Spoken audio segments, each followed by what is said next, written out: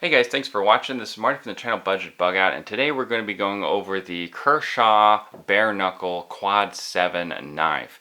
Now, the Quad 7, it gets its name from the very similarly named 777 from Zero Tolerance, which is its higher end line of knives. And it's award-winning design, it's really popular, it was also really expensive, and it was extremely limited edition.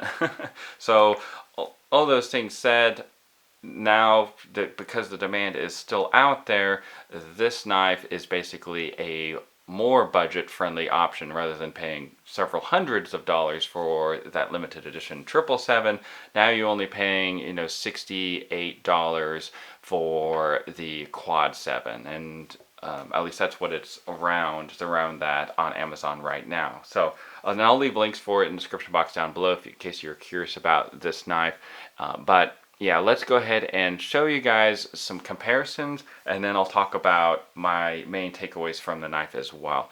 So just as far as size comparisons, you can see it next to, this is the full-size Ontario Rat Model 1, and then the smaller Ontario Rat Model 2. So if you are familiar with those knives, or perhaps if you're familiar with the paramilitary 2, maybe if you own one of those, that's kind of what it looks like compared to that knife, and then the Cold Steel Recon 1. But yeah, as far as the knife itself goes, as far as the details on it, I'll talk about one key feature here in a second, but you can see that it does have an American flag.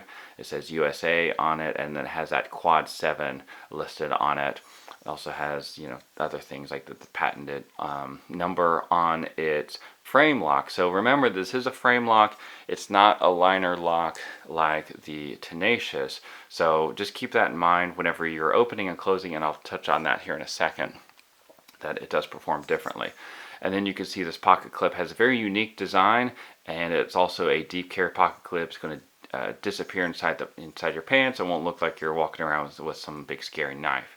And then on the other side, you can see that design. You can flip that pocket clip over just in case you want to carry it maybe in your left pocket instead of your right pocket, maybe if you're left-handed.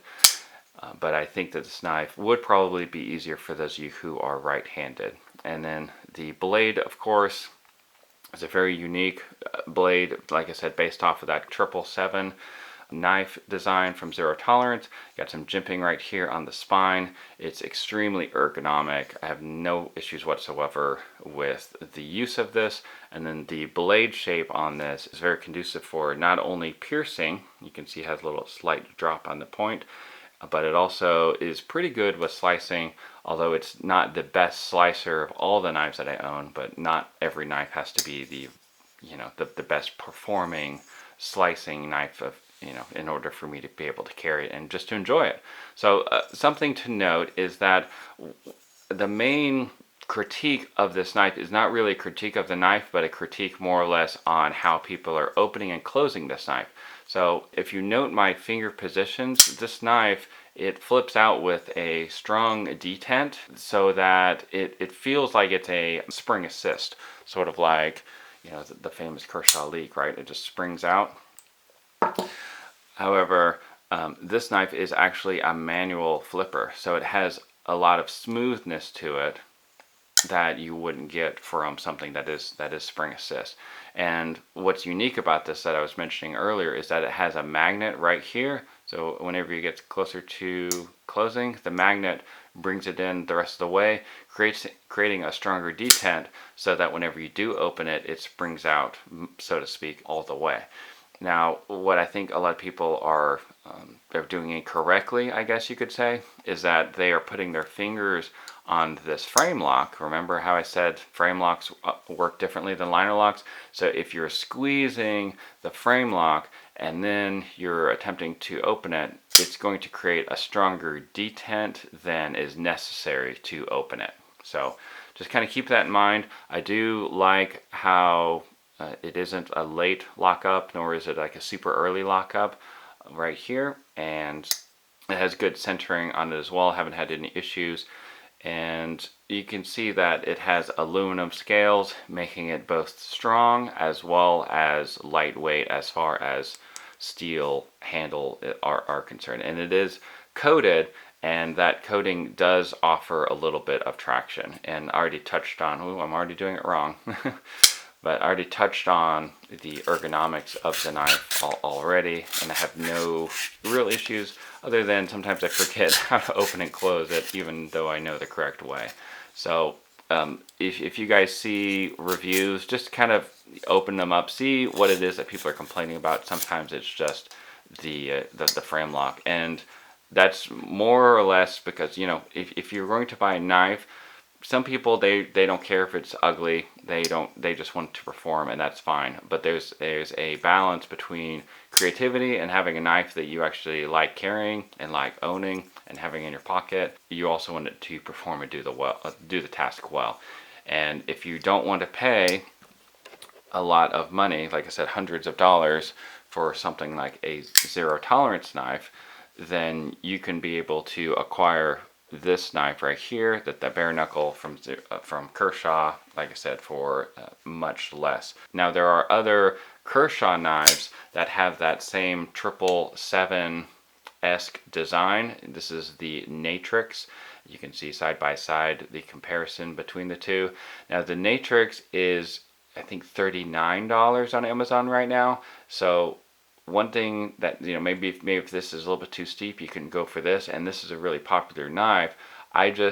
Me personally, I prefer this one over this because I can notice the difference between the lockup and the feel of it. And by the way, this is a spring assist knife, the Natrix.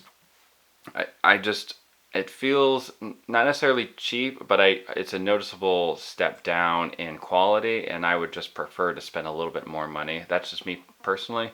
And if you want to spend, like I said, a little bit, even more money, you know, if you want to really save up, then yeah, you can look for the zero tolerance knives. This is what's known as the 0562. It's a different designer that made this, but it is kind of similar, and it's kind of, you know, all in the same type of knife, in my opinion.